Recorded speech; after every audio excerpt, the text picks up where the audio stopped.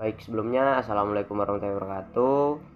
Pada kesempatan kali ini kita dari kelompok 2 kelas 2024D akan membahas dan juga belajar mengenai elemen dan struktur teori akuntansi. Oke, untuk anggota dari kelompok 2 sendiri yang pertama ada Syahrul Saifur Rahman dengan 3 digit NIM terakhir 177. Yang kedua ada saya sendiri dengan Bagas Setiawan dengan 3 digit NIM terakhir 186. Yang ketiga ada Faisal Ar-Rasyid Asyari dengan 3 digit NIM terakhir 204. Yang keempat ada Akmal Wildan Nuzula dengan 3 digit NIM terakhir 219. Yang kelima ada Risman Elmanuddin Bintang Brilian dengan 3 digit NIM terakhir 244. Dan yang terakhir ada Danar Eka Prasetya dengan 3 digit NIM terakhir 256. Baik, materi yang pertama yaitu terkait pemikiran mengenai teori. Baik, jadi teori merupakan seperangkat gagasan yang tersusun secara sistematis untuk menjelaskan suatu fenomena tertentu. Teori dibangun melalui proses berpikir ilmiah yang logis dan rasional, bukan sekedar opini atau dugaan pribadi. Di dalam teori, terdapat hubungan yang terstruktur antara konsep-konsep yang saling berkaitan dengan membentuk suatu kerangka pemahaman yang utuh. Dalam konteks ilmiah, teori membantu seseorang memahami mengapa suatu peristiwa terjadi dan bagaimana pola hubungan di dalamnya bekerja. Teori juga menjadi dasar dalam mengembangkan pengetahuan baru karena menyediakan pijakan konseptual yang jelas. Oleh sebab itu, memahami pengertian teori secara tepat sangat penting agar tidak terjadi kesalahpahaman antara teori dan sekedar pendapat biasa. Selanjutnya yaitu fungsi teori. Teori memiliki fungsi utama sebagai alat untuk menjelaskan dan memprediksi fenomena.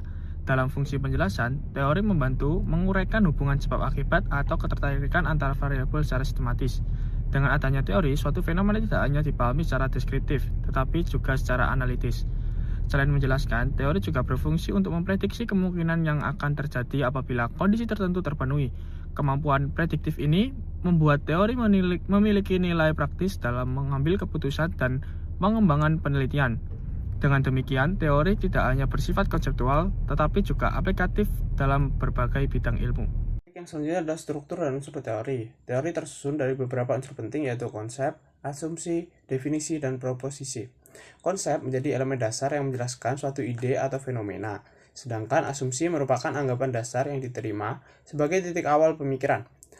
Proposisi kemudian menghubungkan konsep-konsep tersebut dalam bentuk pernyataan yang logis. Struktur teori harus konsisten dan tidak saling bertentangan agar memiliki kekuatan penjelasan yang baik. Hubungan antar unsur dalam teori harus runtut dan dapat dipahami secara rasional. Jika struktur teori lemah atau tidak sistematis, maka teori tersebut sulit untuk digunakan sebagai dasar analisis ilmiah. Kemudian, teori sebagai landasan penelitian. Dalam penelitian, teori berfungsi sebagai kerangka berpikir yang membimbing seluruh proses penelitian. Teori membantu peneliti dalam merumuskan masalah, menentukan variabel yang diteliti, serta menyusun hipotesis yang akan diuji. Tanpa teori, penelitian akan kehilangan arah dan tidak memiliki dasar konseptual yang kuat. Selain itu juga, teori menjadi alat untuk menafsirkan hasil penelitian. Hasil yang diperoleh akan dibandingkan atau dikaitkan dengan teori yang digunakan, sehingga penelitian memiliki kontribusi terhadap pengembangan ilmu pengetahuan. Kemudian ketepatan dalam menjelaskan teori. Ketepatan dalam menjelaskan teori berarti mampu menguraikan teori secara runtut, logis, dan sesuai dengan konteksnya. Penjelasan tidak hanya berhenti pada definisi, tetapi juga mencakup tujuan, struktur, dan fungsi teori tersebut. Seseorang harus mampu menunjukkan bagaimana teori tersebut bekerja dalam menjelaskan fenomena nyata. Selain itu juga, ketepatan terlihat dari kemampuan membedakan teori dengan konsep atau hipotesis, penjelasan yang akurat, menunjukkan pemahaman yang mendalam, dan tidak sekedar menghafal definisi. Dengan demikian, kemampuan menjelaskan teori secara tepat menjadi indikator penting dalam menilai penguasaan materi secara akademik. Pemikiran mengenai konsep. Teori akuntansi merupakan kerangka pemikiran untuk menjelaskan, meramalkan, serta mengarahkan praktek akuntansi. Ketetapan dalam menjelaskan pemikiran mengenai konsep menjadi elemen krusial yang menentukan kualitas dan kredibilitas teori akuntansi. Ketetapan merujuk pada tingkat presisi dan kebenaran logis dalam merumuskan, mendefinisikan, serta menghubungkan konsep fundamental. yaitu melibatkan aset, liabilitas, ekuitas, pendapatan, beban, pengakuan, pengukuran, dan penyajian, sehingga meminimalkan bias sistem dan variabilitas acak. Pertama, memastikan koherensi struktural teori. Yang kedua, mendukung kemampuan prediktif dan eksploratory. Yang ketiga, memastikan relevansi dan kesetiaan representasional. Dan yang terakhir, mengurangi ambiguitas normatif. Selanjutnya ialah tantangan. Yang pertama, sifat konstruk sosial akuntansi. Yang kedua, perubahan paradigma normatif ke positif, biaya historis ke nilai wajar.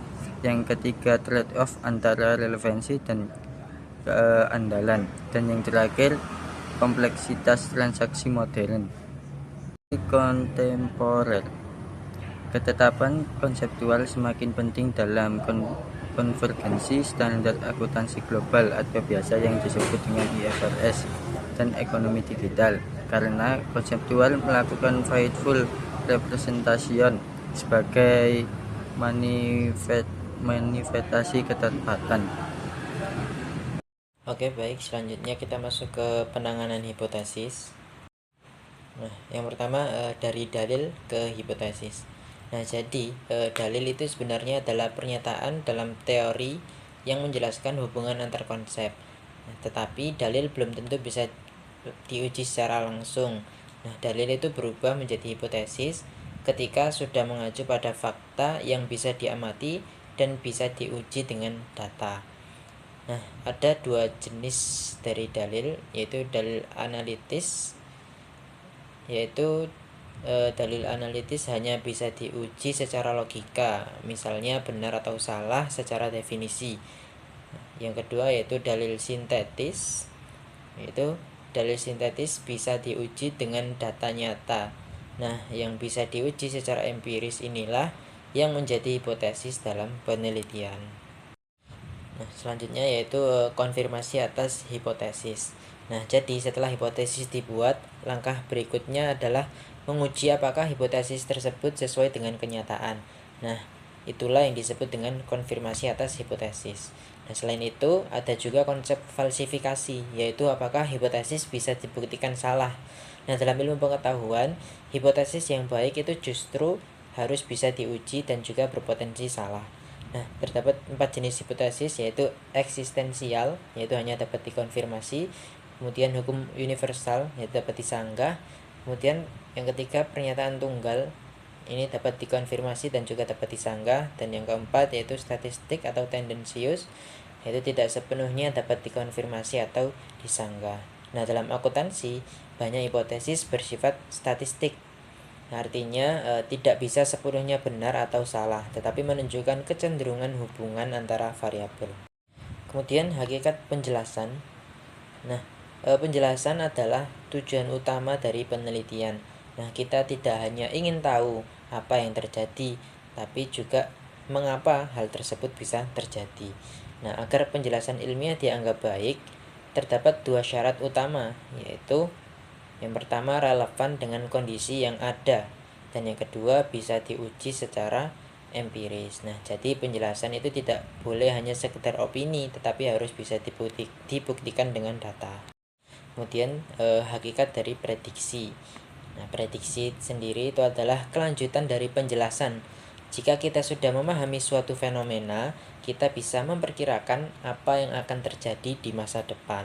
Nah, prediksi ilmiah itu dibuat berdasarkan aturan atau teori yang sudah ada.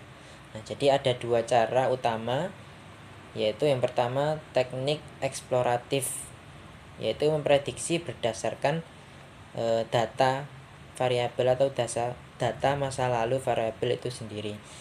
Kemudian yang kedua ada teknik asosiatif, yaitu memprediksi berdasarkan hubungan dengan variabel yang lain. Nah, sekarang memasuki materi apa itu sih konteks of discovery atau yang disebut dengan konteks penemuan. Nah, konteks penemuan sendiri itu adalah proses lahirnya suatu teori akuntansi menjelaskan bagaimana dan mengapa suatu konsep itu harus dikembangkan atau dilahirkan. Nah, ini dipengaruhi oleh kondisi historis, sosial, ekonomi, dan regulasi.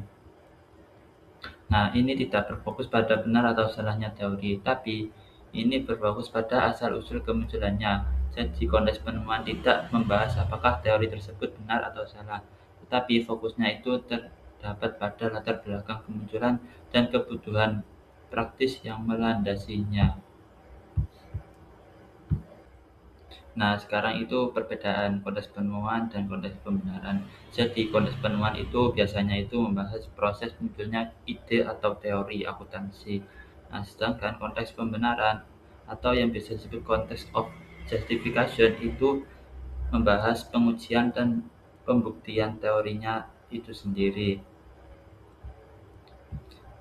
Jadi, dalam akuntansi itu penting membedakan antara proses lahirnya teori dan evaluasi dan kualitas teori agar tidak mencampur adukan antara alasan historis kemunculan teori dan proses pengujian ilmiahnya. Nah, sekarang ini memasuki faktor yang mempengaruhi lahirnya teori akuntansi. Nah, yang pertama itu perubahan lingkungan bisnis yang semakin kompleks. Jadi, seperti globalisasi dan kompleksitas transaksi keuangan itu mendorong lahirnya konsep-konsep baru dalam akuntansi. Nah, yang kedua itu terdapat perkembangan pasar modal dan kebutuhan investor. Jadi itu menciptakan kebutuhan akan informasi yang agar lebih relevan dan dapat dibandingkan. Nah, untuk yang faktor yang ketiga itu ada krisis ekonomi yang menuntut transparansi laporan keuangan. Jadi itu dilahirkan karena meningkatnya tuntutan transparansi dan akuntabilitas. Nah, untuk faktor yang terakhir itu ada perubahan teknologi dan sistem informasi. Jadi ini juga memengaruhi cara pencatatan dan penyajian laporan keuangan sehingga mendorong penyesuaian teori dan lahirnya teori. Nah, jadi teman-teman memahami konsep konteks penemuan itu sangat penting bagi kita apalagi sebagai mahasiswa. Jadi alasannya kenapa? Yang pertama itu membantu memahami alasan suatu teori itu digunakan. Kemudian itu menunjukkan bahwa teori akuntansi itu tidak bersifat statis. Kemudian yang ketiga itu terdapat meningkatkan kemampuan analisis kritis terhadap standar akuntansi. Kemudian yang terakhir itu memahami hubungan antara teori dan juga praktik. Nah, ini terdapat sedikit contoh untuk konteks penemuan dalam teori akuntansi ya teman-teman. Nah, yang pertama itu ada teori historical cost. Nah, ini muncul dikarenakan kebutuhannya objektivitas dan kemudahan verifikasi. Nah, yang kedua itu ada fair value. Nah, ini lahir dikarenakan dinamika pasar modern itu yang menuntut relevansi informasi. Nah, yang ketiga itu terdapat contoh prinsip konservatisme. Ini lahir dari sikap kehati-hatian dalam menghadapi ketidakpastian informasi. Baik, berdasarkan keseluruhan pembahasan, dapat disimpulkan bahwa ketepatan dalam memahami dan juga menjelaskan teori, konsep, hipotesis, serta konteks penemuan merupakan fondasi utama dalam penguasaan teori akuntansi sebagai disiplin ilmiah. Nah, untuk yang pertama, teori. Teori merupakan kerangka sistematis yang menjelaskan dan memprediksi fenomena. Ketepatan dalam menjelaskan teori tidak hanya berarti mampu mendefinisikan, tetapi juga memahami fungsi, struktur, serta peranannya sebagai landasan penelitian. Teori menjadi pedoman dalam merumuskan masalah, menyusun hipotesis, hingga menafsirkan hasil penelitian. Untuk yang kedua adalah konsep. Konsep adalah unsur dasar pembentuk teori. Ketepatan konseptual dalam akuntansi menuntut koherensi logis, konsistensi internal, serta kesesuaian dengan realitas ekonomi. Konsep seperti aset, liabilitas, ekuitas, pendapatan, dan juga beban harus dijelaskan secara presisi agar mampu menghasilkan informasi yang relevan dan juga memiliki faithful representation sesuai dengan kerangka konseptual seperti yang dikembangkan oleh IFRS maupun PSHK. Untuk yang ketiga adalah hipotesis. Nah, hipotesis merupakan turunan dari dalil teori yang dapat diuji secara empiris. Ketepatan dalam menangani hipotesis mencakup kemampuan membedakan antara dalil analitis dan juga sintetis, memahami proses konfirmasi dan falsifikasi, serta menyadari keterbatasan hipotesis statistik dalam akuntansi. Hipotesis yang baik harus relevan, dapat diuji, serta memiliki daya yang jelas, serta daya prediktif. Nah, untuk yang terakhir adalah konteks penemuan atau context of discovery. Nah, ini menjelaskan bagaimana dan mengapa suatu teori ini lahir. Berbeda dengan konteks pembenaran yang menguji kebenarannya. Nah, konsep ini dijelaskan dalam filsafat ilmu oleh Hans Reichenbach. Dalam akuntansi, memahami konteks penemuan membantu kita melihat bahwa teori ini berkembang karena faktor historis, ekonomi, regulasi, dan juga kebutuhan praktis. Sehingga teori akuntansi bersifat dinamis, bukan statis. Oke, mungkin cukup materi yang bisa kita sampaikan. Apabila ada kurang lebihnya kita mohon maaf. Wassalamualaikum warahmatullahi wabarakatuh.